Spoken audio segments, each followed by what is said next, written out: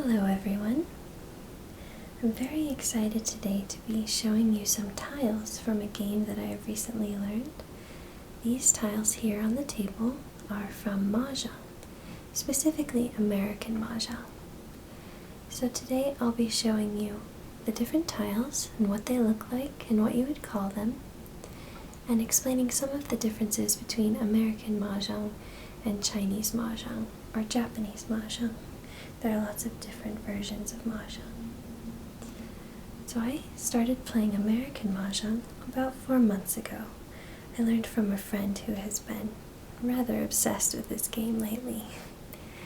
And we've been playing, we get together almost every week with a group of other people to play Mahjong.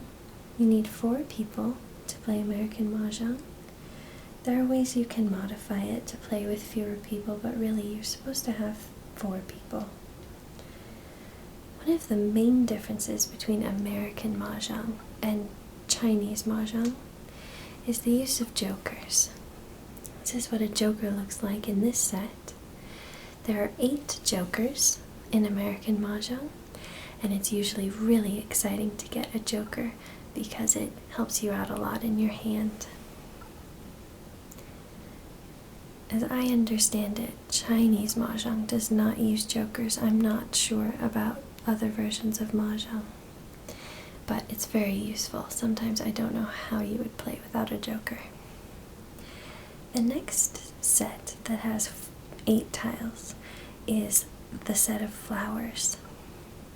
They're sort of like their own suit. So we've got 8 flowers, but they have different numbers on them. There's a pink set that is numbered 1 through 4, and a blue set that's numbered 1 through 4. So you can see they have different numbers in different colors. In American Mahjong, it doesn't matter what flowers you use so long as you have the right number of flowers. When we first started playing, we sometimes got this tile, which is called the bam bird, confused with a flower. One easy way to tell when you're first playing is you look at the color of the numbers. The flowers, as I mentioned, have pink or blue numbers in this set, where the bam bird has a yellow number, just like all the rest of the numbered tiles. So that's a way to tell them apart. It's called a bam bird because it has a bird on it, and it belongs in the bamboo set. The bamboo set is predominantly green, and that'll be important later. So that is a 1 bam or a bam bird. Next is a 2 bam. It has 2 pieces of bamboo, that's what they look like. Then there's 3 bam and 4 bam. These have all been green so far, with the exception of the bam bird. So now 5 bam is green and pink. Here's 6 bam. It's back to green. 7 bam is special because it has pink and green and blue. 8 bam is one of the most easily recognizable tiles because it has this special pattern. And here's 9 bam. It has green and pink. All of the numbered tiles go up to 9, and there are 4 of each of them. So this is the bam set. You would call 1 bam either 1 bam or bam bird, going up 2 bam, 3 bam, 4 bam, 5 bam, 6 bam, 7 bam, 8 bam, and 9 bam. As I pointed out, these are largely green, and that is because the green dragon goes with the bam set. It's an easy way to remember.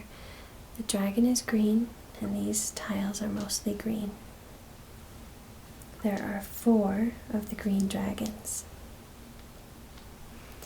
The next set has Chinese characters, and for short we call them cracks. This is what a 1 crack looks like. Presumably this says 1 in Chinese, but I personally don't read Chinese, so it's nice to have these little numbers in the corner. In Chinese Mahjong, they don't usually have the numbers because, of course, they can read the numbers. So the 1 crack has just 1 blue line on the top. The 2 crack has 2 lines. It's sometimes easier to recognize them if you use these little hints. The 3 crack has 3 lines going vertically. Well, the lines go horizontal, but up and down there are 3. This is the 4. You can see there are 4 vertical lines going across, so that's a way to remember. And that's about as far as my little trick goes. Because 5 bam, I'm not sure how to recognize that. Or, I'm sorry, this is 5 crack, not 5 bam. This is 6 crack. 7 crack, looks like an X on the top.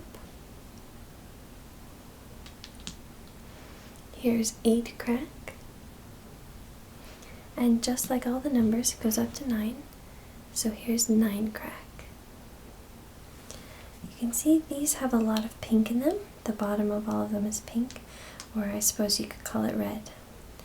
And here's the red dragon. The red dragon goes with the cracks. In this set, this is what the red dragon looks like. Sometimes they have different artwork. This set is also black. Most sets are white. Then you can get special sets in pretty much any color that you want, but I really like this black set. The next suit is the dots.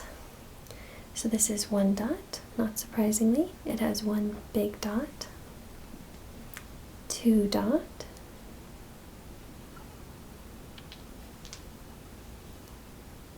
3 dot, here's 4 dot, and here's 5 dot. So far these have had different combinations of the colors. Here's 6 dot, and so far these are all how you would see them on dice usually, same pattern. Here's a 7 dot, starts to look a little different because most of the time we only have 6 sides on a die. Here's 8 dot, has 8 dots, all the same color. And here's 9 dot.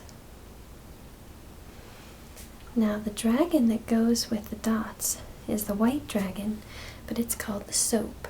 It looks different than the others. It's very special in its own way.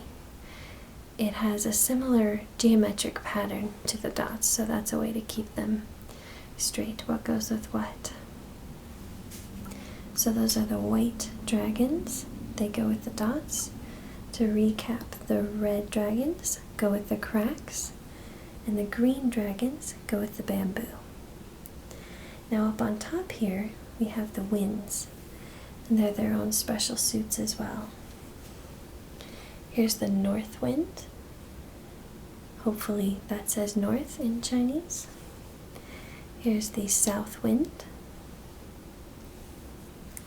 the east wind, and the west wind. And there are 4 of each of these. So that is what all the tiles are called in American Mah Jongg. The next thing that we do is we turn them all over because you don't want to see what the tiles are. What we're going to do is wash the tiles. If you've ever read an Amy Tan book, you may remember her mentioning characters washing the tiles and the sound of washing the Mahjong tiles. It doesn't literally mean to wash with water and soap. It just means to shuffle or to mix up the tiles. Because right now I have them all together, like numbers are together, like suits are together. So we really want to mix them up before we start to play.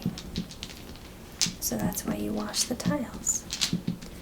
Now it's just me today, but normally you would have 4 people playing Mahjong, so you'd have 4 people just mixing up all the tiles.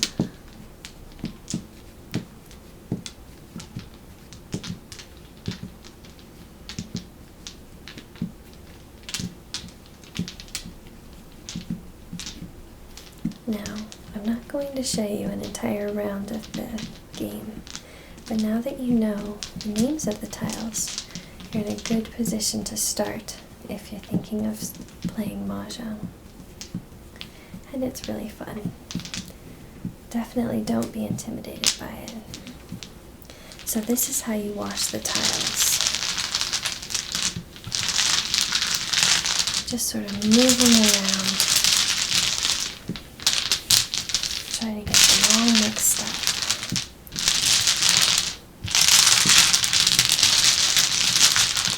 If you flip one over, you just flip it back and keep mixing.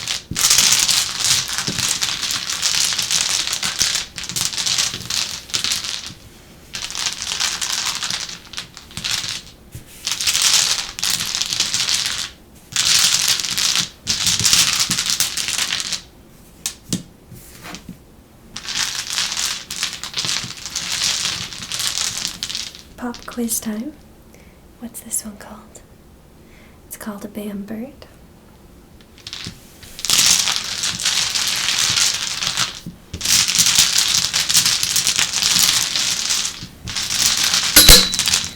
Oops. Terribly sorry about that. One of them fell off. I hit the table leg. And I think they're pretty well washed. So the next step would be to pile them up in stacks of 2 and build your wall.